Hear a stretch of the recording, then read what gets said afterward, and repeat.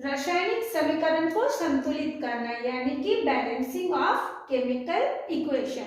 ये chemical equation आप सबको ही जानते हैं, जो कोई भी तत्वों के परमाणु आपस में मिल करके एक जब नया उत्पाद बनाता है उसी को कहा जाता है रासायनिक अभिक्रिया।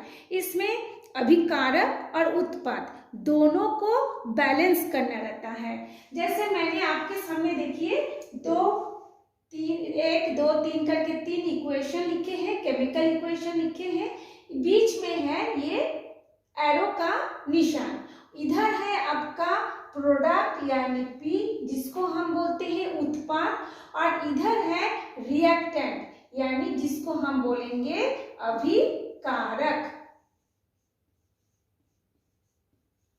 ये अभिकारक और ये हो गया उत्पाद यानी प्रोडक्ट का पी।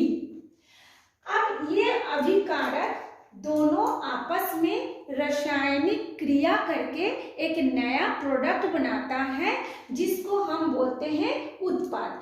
अब आप लोग बीच का तीर का निशान का मतलब होता है ये दोनों मिलकर के ये बनाया, परंतु जब हम इसको बैलेंस करेंगे तब दोनों ओर परमाणुओं की संख्या समान होनी चाहिए। जैसे आप लोग देखे होंगे, मान लीजिए ये एक तराजू है, इधर भी हमने तराजू के दोनों ओर बना हुआ है। एक और हम लोग वाट रखेंगे 1 किलो 2 किलो 3 किलो या 200 400 ग्राम का। दूसरी ओर हम क्या करेंगे, कोई भी सामान रखेंगे, जितना वेट हम यहाँ रखेंगे सामान भी हम उतना ही रख के इस कांटे को यदि बराबर में रहता है तो हम मान लेते हैं कि इसका वजन की बराबर मात्रा इधर भी रखा हुआ है। और अगर यदि कांटा इधर उधर रहता है तब हम क्या करते हैं, कभी सामान को इसमें डालते हैं और कभी उसको वहां से उतार के दोनों को तब तक हम लोग करते रहते हैं उतारना चढ़ाना जब तक कि ये कांटा बिल्कुल ऐसे सीधाई में नहीं आ जाता। तो इस तरह से आप मान लीजिए ये अभिकारक है और ये है आपका उत्पाद। सेम ये जो हाइड्रोजन और ऑक्सीजन है ये दोनों है अभिकारक। ये दोनों अभिकारक आपस में क्रिया करके ये उत्पाद का निर्माण किया है। और जब दोनों के बीच में क्या है, तीर का निशान है। तो तीर का निशान का मतलब होता है कि ये दोनों अभिक्रिया और उत्पाद यानी अभिकारक और उत्पाद दोनों बैलेंस में नहीं है। जब ये दोनों बैलेंस में होंगे तब हम इस तीर के निशान के बदले में हम इस इक्वल टू का साइन लगाएंगे।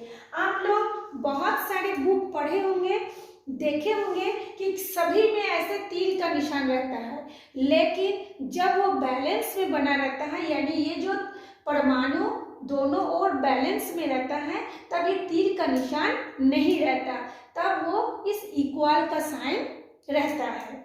अब आज हम टॉपिक है कि हम इन दोनों को संतुलित कैसे करें, कैसे हम इस इक्वेशन को बैलेंस बनाएं।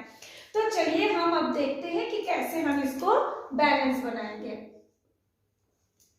ये जो प्रोडक्ट है और ये जो रिएक्टेंट है, सबसे पहले हम इन लोगों की परमाणु संख्या को देखेंगे। हाइड्रोजन की संख्या कितनी है, 2। ऑक्सीजन की संख्या कितनी है, 2। जब ये दोनों मिलकर के एक नया प्रोडक्ट पानी बनाया है उस समय हाइड्रोजन की संख्या कितनी हो गई, इधर है 2 और हाइड्रोजन के नीचे है 2। इन दोनों को हम गुना करेंगे, तो गुना करेंगे तो कितना होगा, 2 दूना 4 यानी 2 2 4। तो हाइड्रोजन की संख्या कितनी हो गई, 4 हो गई। ये देखिए 4 हाइड्रोजन है। ऑक्सीजन की संख्या कितनी है, ये जो 2 है, ये जो 2 नंबर है, ये 2 नंबर हाइड्रोजन के साथ भी मल्टीप्लाई होता है, ऑक्सीजन के साथ भी माना जाता है। तो ऑक्सीजन भी फिर कितना हो गई, 2 हो गई ऑक्सीजन। देखिए हाइड्रोजन कितना है, हाइड्रोजन के नीचे क्या है, 2। ऑक्सीजन के नीचे कुछ नहीं है मतलब 1 है, ठीक है। अब इस 2 के साथ इस 2 को आप मल्टीप्लाई करेंगे तो 2 2 4 हो गया। अब इस 2 को इस ऑक्सीजन के नीचे 1 के साथ मल्टीप्लाई करेंगे तो 2 एकम 2 यानी 2 1 is 2। अब हम देखते हैं इधर है हाइड्रोजन 4, इधर है हाइड्रोजन 2, इधर है ऑक्सीजन 2, इधर है ऑक्सीजन 2। तो दो ऑक्सीजन की संख्या तो बराबर हो गई, लेकिन हाइड्रोजन की संख्या बराबर नहीं है।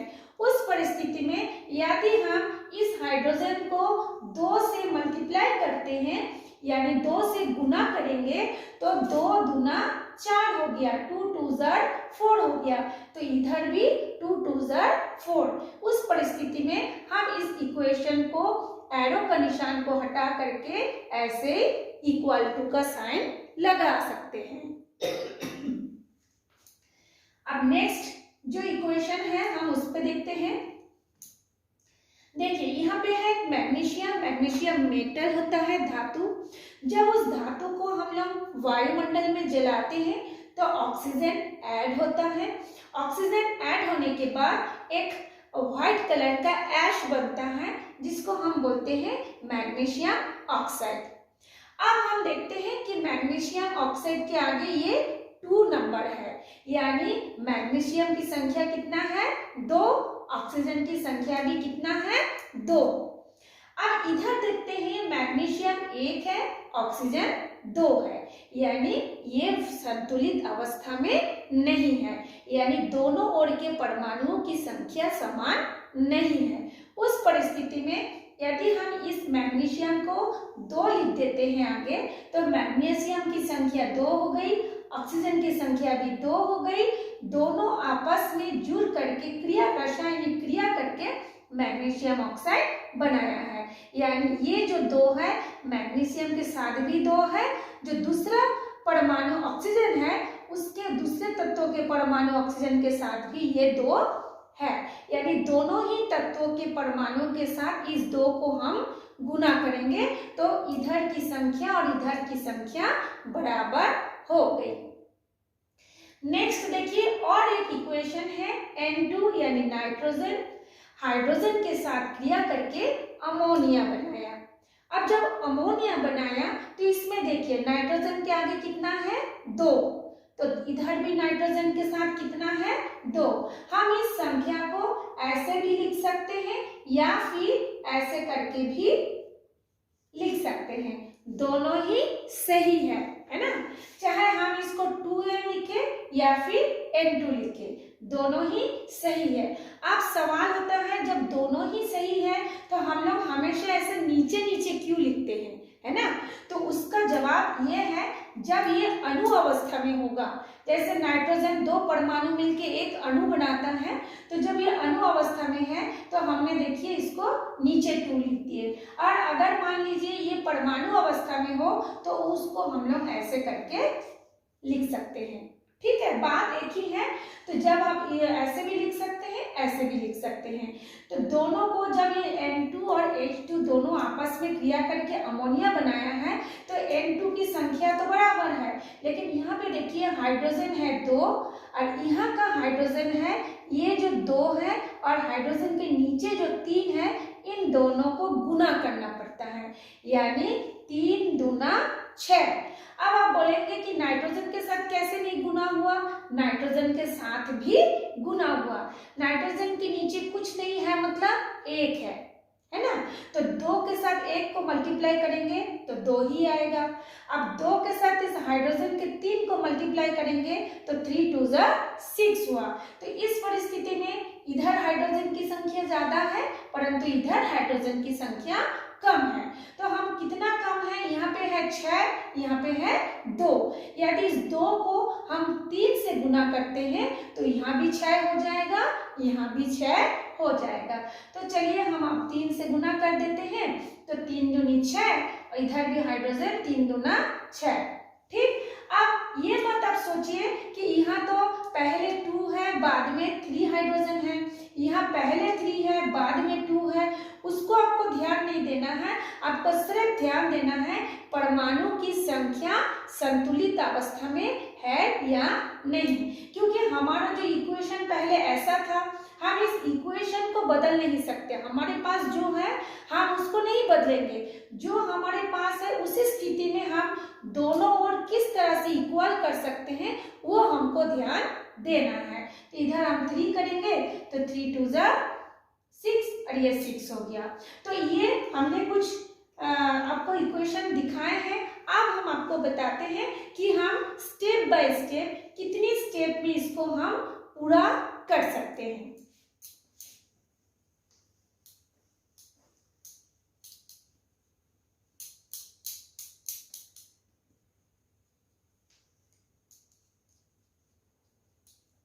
देखिए, सबसे पहले हम देखते हैं, ये हो गया हमारा हाइड्रोजन और ये हो गया हमारा ऑक्सीजन। ठीक, तो क्या बनाता है 2H2O बनाया। ठीक, अब ये है हमारा अभिकारक, ये है हमारा उत्पाद, यानी ये रिएक्टेंट है और ये प्रोडक्ट है। ठीक है, अब हम देखते हैं कि दोनों ओर का इक्वेशन बराबर है कि नहीं। यहाँ पे हाइड्रोजन है 2, यहाँ पे हाइड्रोजन है 4, यहाँ पे ऑक्सीजन है 2 और यहाँ पे ऑक्सीजन है 2। तो ये तो सही है ना, ये हमने ऐसे दिखाते हैं। ये हाइड्रोजन भी 2 है, इधर भी हाइड्रोजन 2 है, यहाँ ऑक्सीजन 2 है, यहाँ पे ऑक्सीजन 1 है। शुरू में हाइड्रोजन और ऑक्सीजन मिल करके हम क्या बनाते हैं, पानी। ये हमको पता होना चाहिए कि दोनों आपस में क्रिया करके पानी बनाता है। अब हम जानते हैं पानी का सूत्र होता है H2O और हाइड्रोजन का H2 और ऑक्सीजन का O2। अब हमको उसका बैलेंस करना है, मतलब संतुलित करना है। तो संतुलित करने के लिए हम क्या करेंगे, अभिकारक और उत्पाद दोनों को देखेंगे। इसके लिए आपको 4 स्टेप में पूरा करना पड़ता है। पहला स्टेप में हम क्या करेंगे, ये जो अभिकारक है उसको हम लोग इस थर्ड ब्रैकेट के अंदर ऐसे करके लिखेंगे। ये हो गया हमारा फर्स्ट स्टेप, और इसको भी ऐसे करके लिखेंगे, पहला स्टेप। सेकंड स्टेप में हम देखेंगे कि किसकी संख्या बराबर नहीं है। हम देखते हैं ऑक्सीजन की संख्या बराबर नहीं है, तो उस स्थिति में हम पहले क्या करेंगे, तत्वों का नाम लिखेंगे, एक हम टेबल बनाएंगे।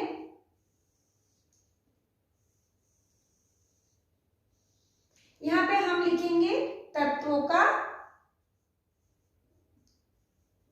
नाम, यहाँ पे हम लिखेंगे अभिकारक का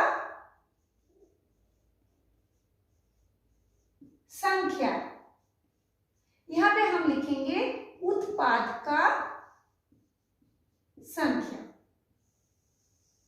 तो हमारे पास 2 तत्व है, एक हो गया हाइड्रोजन और एक हो गया ऑक्सीजन। तो अभिकारक, इसको हम बोलेंगे अभिकारक। तो अभिकारक की संख्या क्या है, हाइड्रोजन की संख्या भी 2 और ऑक्सीजन की संख्या भी 2। ठीक, यहाँ हमारा कोई दिक्कत नहीं। आप देखते हैं उत्पाद, उत्पाद में कौन है, H2O है। तो उत्पाद में हाइड्रोजन की संख्या भी 2 है, परंतु ऑक्सीजन की संख्या कितनी है, ऑक्सीजन की संख्या 1 है।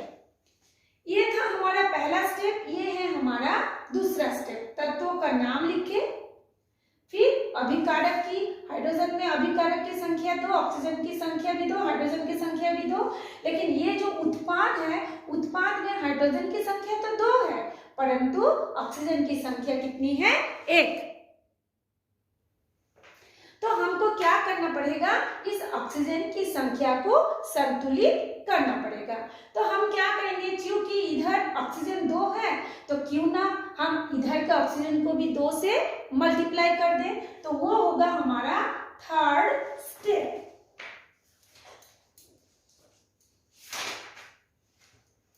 तो थर्ड स्टेप में हम क्या करेंगे, ये जो ऑक्सीजन परमाणु है,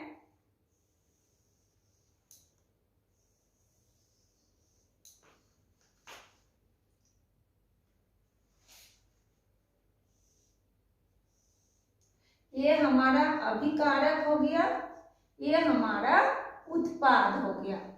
ये किसके लिए हम करेंगे, ऑक्सीजन परमाणु के लिए।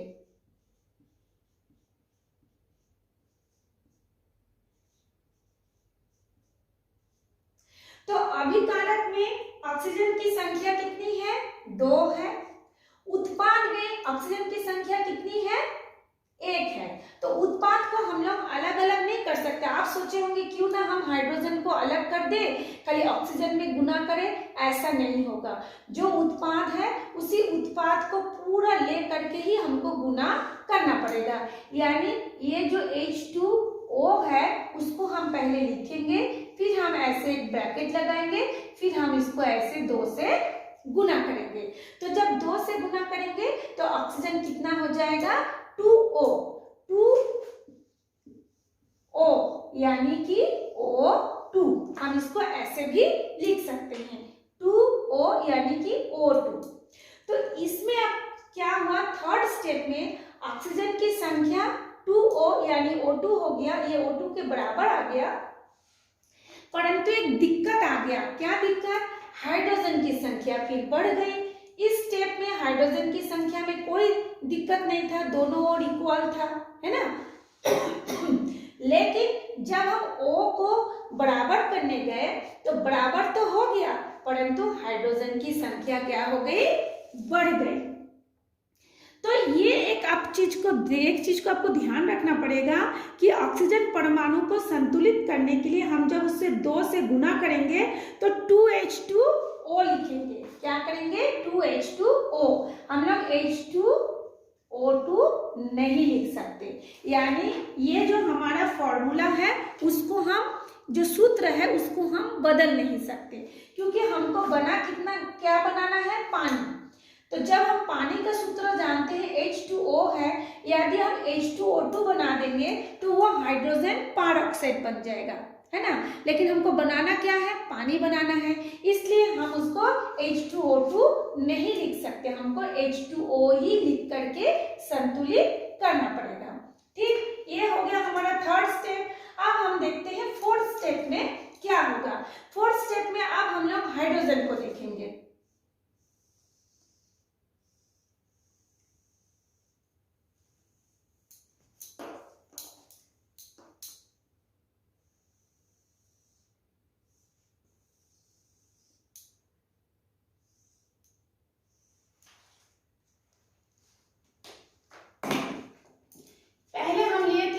परमाणु के लिए, अब हम लेंगे H2 हाइड्रोजन परमाणु के लिए।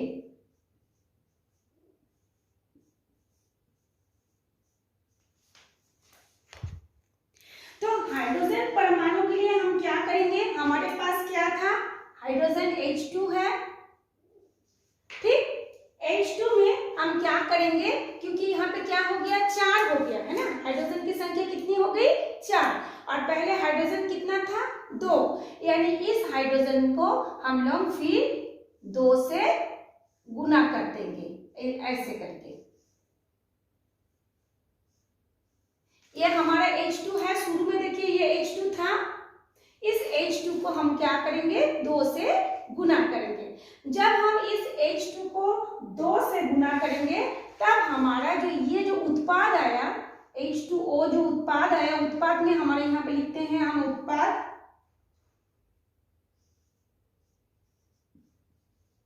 उत्पाद क्या था? H2O था। ये देखिए ये हमारा उत्पाद H2O था, उसमें भी फिर हम लोग क्या करेंगे? 2 लिख देंगे। तो 2 लिखेंगे। इस हाइड्रोजन में हम लोग 2 गुना किए तो 2 दूनी 4 हुआ। इसमें भी हमारा जब ऑक्सीजन के साथ 2 गुना किए थे तो हमारा ये सूत्र क्या हो गया? आपस में ये यहाँ पे 2 हो गया, तो दोनों की जो परमाणु की संख्या हो गया आपस में बराबर हो गया। यानी बैलेंस के, ये जो हमारा बैलेंस था, बैलेंस के इधर भी जितना है संख्या उधर भी उतनी ही संख्या बराबर में आ गया। तो इस 4 स्टेप, ये था आपका चौथा स्टेप। इस 4 स्टेप का प्रयोग करके आप किसी भी समीकरण को संतुलित कर सकते हैं। तो इसको ये देखिए, सबसे पहले तो आपको जो संकेत है, यानी जब जैसे आपको पता होगा हाइड्रोजन और ऑक्सीजन मिलकर के पानी बनता है, तो आपको हाइड्रोजन का संकेत और सूत्र याद होना चाहिए, ऑक्सीजन का भी मालूम होना चाहिए, और दोनों को मिलकर के जो पानी बनता है, पानी का सूत्र H2O होता है, उसको भी आपको याद होना चाहिए।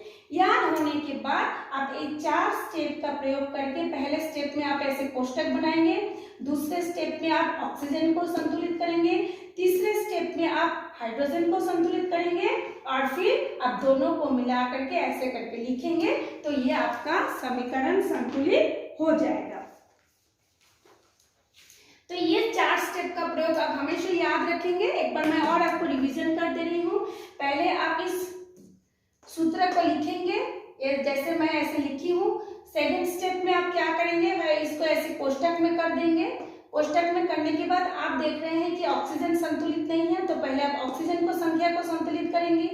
जब आप ऑक्सीजन की संख्या को संतुलित करेंगे तो हाइड्रोजन की संख्या ज्यादा हो जाएगी। फिर आप हाइड्रोजन की संख्या को संतुलित करेंगे। जब आप हाइड्रोजन की संख्या ऑक्सीजन की संख्या दोनों संतुलित हो जाएगा, फिर चौथे स्टेप में आप इसको ऐसे करके लिखने के बाद यहाँ पे 2H2 करेंगे तो आपका ये समीकरण पूरा संतुलित हो गया। फिर उस समय आप ऐसे इक्वल टू का साइन लगा देंगे और यहाँ पे क्या हो जाएगा, यहाँ पे ये 2 से मल्टीप्लाई हो जाएगा।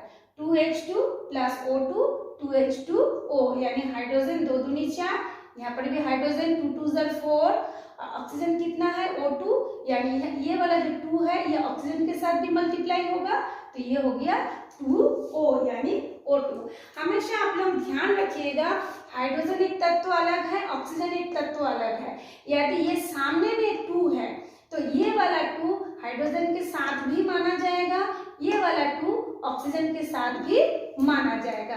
अब चूंकि हाइड्रोजन के नीचे 2 है तो 2 दूनी 4 हुआ, ऑक्सीजन के नीचे कुछ नहीं है मतलब 1 है, ये अकेला एक ऑक्सीजन है तो 2 एकम 2 हुआ।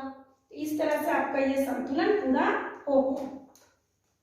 तो आशा करती हूँ आप लोगों को समझ में आया होगा और इसके अलावा और भी आपके बुक में जितने भी इक्वेशन हैं आप ऐसे करके सॉल्व करने की कोशिश कीजिए। और इससे आपको और भी यदि कुछ इससे रिलेटेड जानना है तो आप मुझे कमेंट्स करके पूछ सकते हैं, हम आपका प्रॉब्लम को जरूर सॉल्व करेंगे।